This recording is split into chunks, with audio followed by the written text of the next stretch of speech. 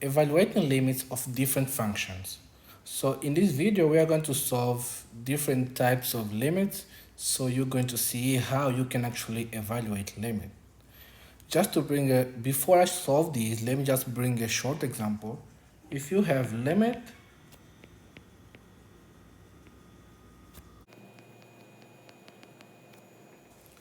to solve this limit, what you can do is just limit x approaches 2. Where there is x, you just plug 2. 2 dividing 2 plus 1 gives you 2 over 3. That's the final answer. There's no secret here. I just wanted to show this example so that you can see that solving limit is just plugging the number that x approaches. Now let's see some cases when you don't get a number. Let's solve one.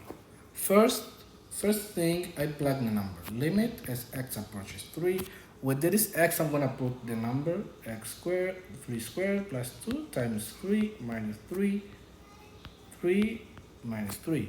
I get 9 minus 6 minus 3 dividing 3 minus 3.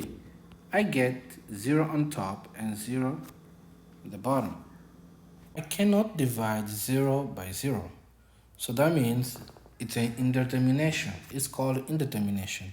And I have to solve for this indetermination. So what I do is limit as x approaches 3, I have x minus 3. The key is see that, okay, as x approaches 3, I got 0 due to this term here, x minus 3. That means the expression on top, most of the time it is works. Yeah, that means the expression on top should have also x minus 3 to get 0, right? To get 0, that means you have to use factorization in the term on top. And one way to do that is to notice that, okay, I got 0 because somewhere I got x minus 3. 3 minus 3, I got 0. So that means I need to do factorization. One of the terms is going to be x minus 3, the one that is leading 0. And the other one, I have x. I have to find the other one. For me to have minus 3 here, I have to multiply this minus 3 by plus 1. And I check. Plus 1 minus 3 gives me minus 2. If I do addition, that means the factorization is correct. Then I can cancel both. Limit as x approaches 3, x plus 1. I did the first step. I'm going to plug the limit to see if something changed.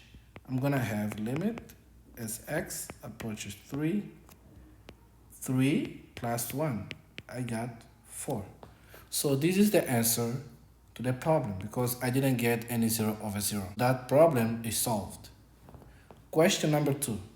Question number 2. We have here a hint. Usually, the first thing you do is the same as before. You plug x approaches 0. So I have, with this x, I'm going to put 0 plus 1 minus 1 dividing by 0. I have 1 minus 1 dividing 0. I get again 0 over 0.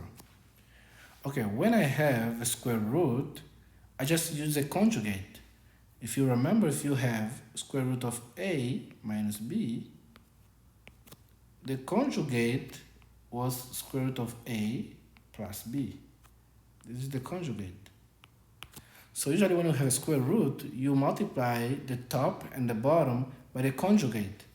So you have limit as x approaches 0, x plus 1 minus 1 dividing by x times, I'm going to multiply by the conjugate, square root of plus 1, and I have 1. Here is going to be plus. And I'm going to divide also by the conjugate, like that. Then I have limit as x approaches 0. The one at the bottom, these ones, the multiplications of the expression on top, I'm going to use this hint here, this formula. I'm, I'm gonna have the first one squared minus the second one also squared. Dividing here, I just leave it like that. Yeah, that's the bracket. Then I cancel this one. I get x plus 1 minus 1 dividing x. I cancel these two. So I just end up with x on top, right?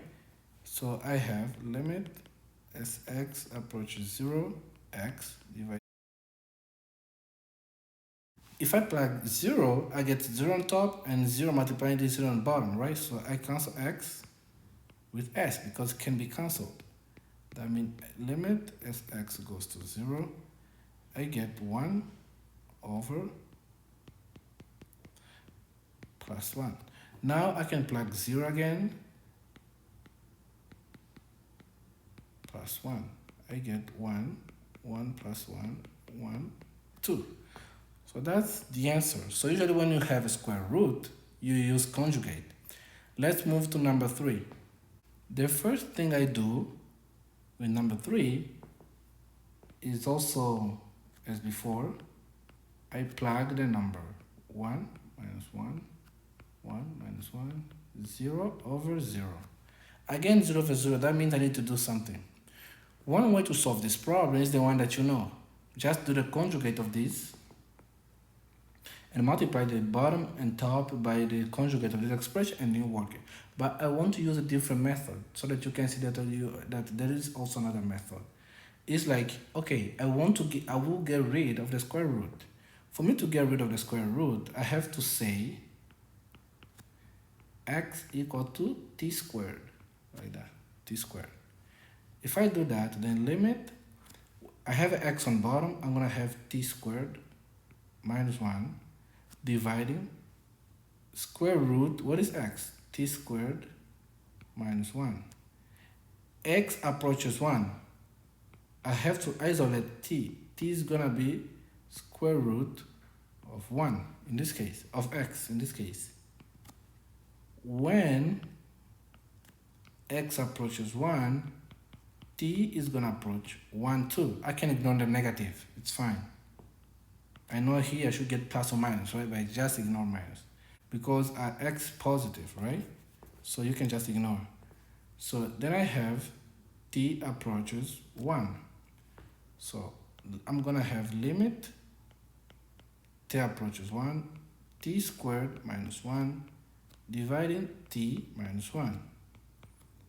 Limit, if I plug 1, I still get 0 over 0. So no, I'm gonna use factorization. This expression on top is just this one here. So I'm just going backward. So is t minus 1 that multiply t plus 1 dividing t minus 1. I get rid of t minus 1, I just have limit t approaches 1, t plus 1, which gives me 1 plus 1, which is 2. So that's solved. In this example, I can plug 2. I get 2 minus 2, 2 minus 2, 0 over 0. Okay, I have to do something because this is indetermination. So what I can do is that I have an absolute value. I have to get rid of the absolute value first. So I know that if I have modulus of x or absolute value of x, I have x positive if x greater or equal than 0 and x negative if x less than 0, like that. So that means if I have x minus 2, it's just the same as positive x minus 2 if x minus 2 greater or equal than 0 and negative x minus 2 if x minus 2 less than 0. It's just the same as x minus 2 if x greater than 2, then Here I have minus x minus 2 less than 2, like that. So that means I have here two limits. I have a limit as I approach from the negative side, which is the left side, and then I have a limit as I approach from the positive side. From the negative side, this is the condition for x less. The expression on top comes out to be negative. The one at the bottom is the same. So this is the same. I simplify, I get minus 1, right? But when I go for 2 plus, the positive side, the expression on top comes out positive. Dividing just 1. Since they are different, that means limit as x approaches 2 of the function that was given does not exist.